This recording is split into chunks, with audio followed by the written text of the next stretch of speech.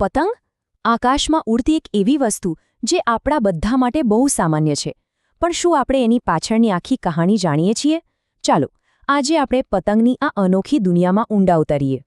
જ્યારે પણ કોઈ પતંગ શબ્દ બોલે ત્યારે સૌથી પહેલા મનમાં શું આવે છે?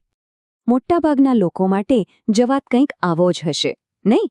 રંગબેરંગી કાગળ, બાળપણની મીઠી યાદો અને ખુલ્લા આકાશમાં મસ્તી. બસ એક સાદું રમકડું જ તો છે, બરાબર ને?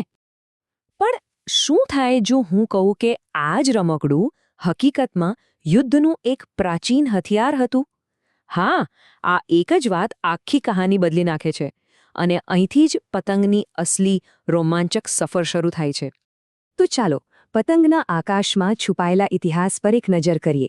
એક શસ્ત્રથી શરૂ કરીને એક અજાયબી બનવા સુધીની એની આખી સફરને સમજીએ. જુઓ, એની સફર કેટલી લાંબી છે. શરૂઆત થઈ છેક ચીનમાં લશ્કરી સંકેતો મોકલવા માટે. ત્યાંથી એ જાપાન પહોંચ્યો, જ્યાં એ પૂજા અને તહેવારોનો હિસ્સો બન્યો. પછી સદીઓ વીતી ગઈ અને છેક 1752માં એ યુરોપ અને અમેરિકા પહોંચ્યો, જ્યાં વૈજ્ઞાનિકોનું ધ્યાન એના પર ગયું.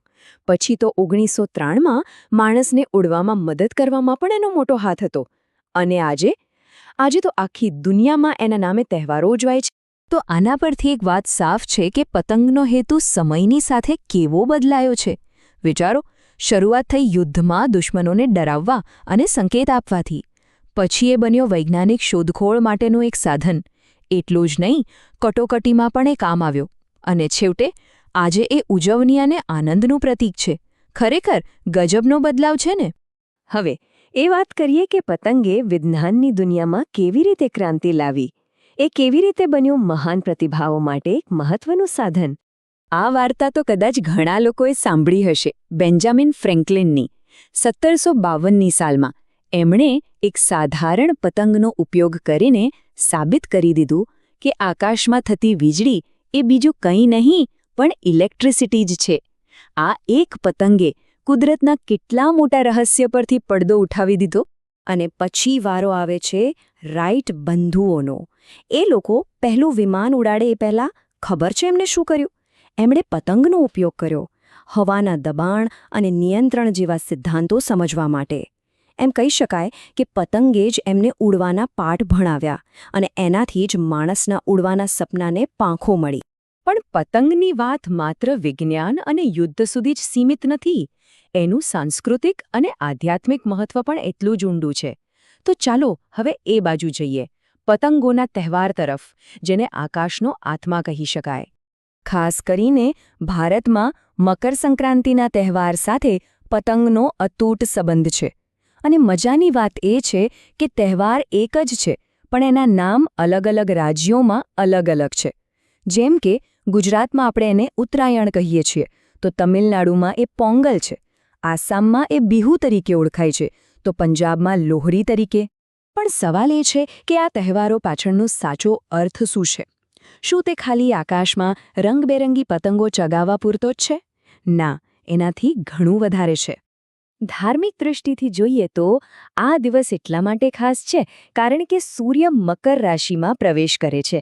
આ એક રીતે શિયાળાની વિદાય અને લાંબા શુભ દિવસોની શરૂઆતનું પ્રતીક છે. એટલે જ આ સમયને પ્રાર્થના અને આધ્યાત્મિક શુદ્ધિ માટે શ્રેષ્ઠ માનવામાં આવે છે. અને હા, આની પાછળ વૈજ્ઞાનિક કારણ પણ છે. આ તહેવાર લોકોને વહેલી સવારે ઘરની બહાર નીકળીને સૂર્યપ્રકાશ લેવા માટે પ્રોત્સાહિત કરે છે. અને સવારના તડકામાંથી આપણને ખૂબ જરૂરી વિટામિન ડી મળે છે. એવું પણ મનાય છે કે શિયાળામાં જે નાના મોટા ચેપ લાગવાનો ડર રહે છે, એની સામે લડવામાં પણ આ તડકો મદદ કરે છે. સાંસ્કૃતિક રીતે તો આ તહેવાર પરિવાર અને સમાજને જોડવાનો અવસર છે. લોકો દાન પુણ્ય કરે છે, ઘરોમાં તલગોળના લાડુ જેવી ખાસ મીઠાઈઓ બને છે અને એકબીજાને વહેંચવામાં આવે છે.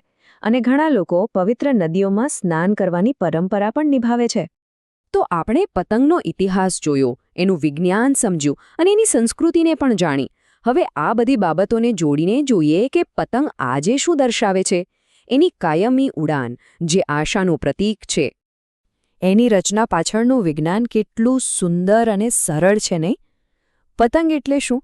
બસ એક ફ્રેમ, પવનને પકડવા માટેનો કાગળ કે કપડું, સ્થિરતા માટે કમાન અને સંતુલન માટે નાનકડી પૂંછડી.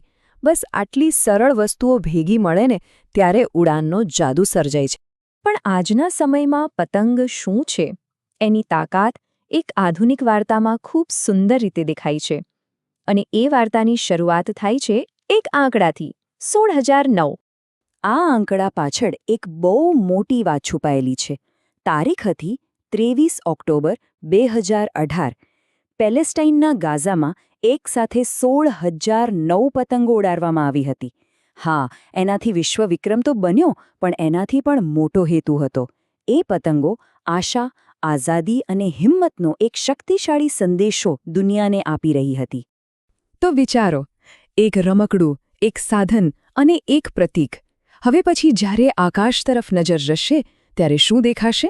કદાચ ખાલી એક પતંગ નહીં, પણ માણસની કલ્પના, એની શોધ અને ક્યારે ન હાર માનતી આશાની આખી ગાથા આકાશમાં લહેરાતી જોવા મળશે.